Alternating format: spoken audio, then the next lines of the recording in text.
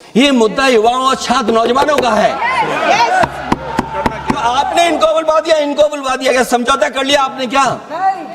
सवाल ये जो छात्रों के साथ व्यवहार हुआ है, उनके हाथ तोड़े, सर तोड़ा, उनके कपड़े फाड़े, क्या बेटियों के कपड़े फाड़ेंगे आप? हम और राहुल जी थे। अध्यक्ष महोदय हम मजबूरी में गए हैं प्रधानमंत्री के आवास पर। अखिलेश जी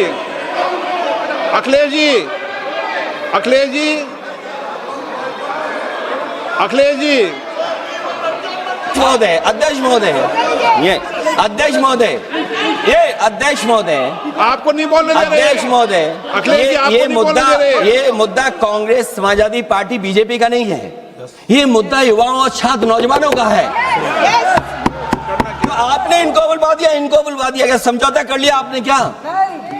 आपने क्यों नहीं बोलने दिया हमें? अध्यक्ष आपको मैंने बोलने के लिए कहा, एक मिनट प्लीज। नहीं, आपने समझौता क्यों कर लिया फिर? हम लोग का बात अखिलेश जी नहीं, छात्र नौजवान क्या केवल? अखिलेश जी एक मिनट। नहीं अध्यक्ष महोदय, ये पक्ष ठीक नहीं है अध्यक्ष महोदय। ये युवा छात्र नौजवान हम सब के हैं, हम सब लड़ रहे हैं उनके लिए, और जब छात्रों की नहीं सुनी जाएगी तो सड़कों पे आएंगे। और जो सरकार ने व्यवहार किया है, इस्तीफा तो क्या है? इस्तीफा तो जब चाहेंगे तब मंत्री ले लेंगे, सदन के बाद ले लेंगे। लेकिन सवाल ये जो छात्रों के साथ व्यवहार हुआ है, उनके हाथ तोड़े, सर तोड़ा, उनके कपड़े फाड़े, क्या बेटियों के कपड़े फाड़ेंगे आप? हम और राहुल जी थे। अध्यक्ष महोदय हम मजबूरी में गए हैं प्रधानमंत्री के आवास पर।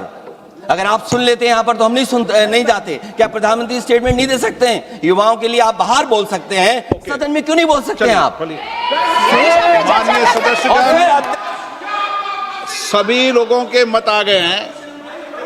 आप भी चर्चा चाहते हैं, ये भी चर्चा चाहते हैं, और सरकार चर्चा करने को तैयार है।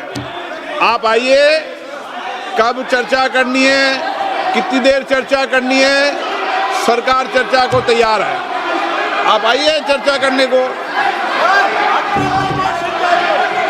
ऐसे गैलरी में बैठकर चर्चा नहीं होगी। चर्चा होगी, आप अपनी सीट पर बैठे, कितनी देर करनी है, किस नियम के तहत करिए, आप बैठिए। सरकार ने कहा है कि खुले मन से कहा हम चर्चा को तैयार है, और सबका मत आ गया है। अब आपके आपस के विवाद को मैं सीट पे बैठ के नहीं निपटा सकता। सदन की कार्रवाई 2 बजे तक स्थगित की जाती है।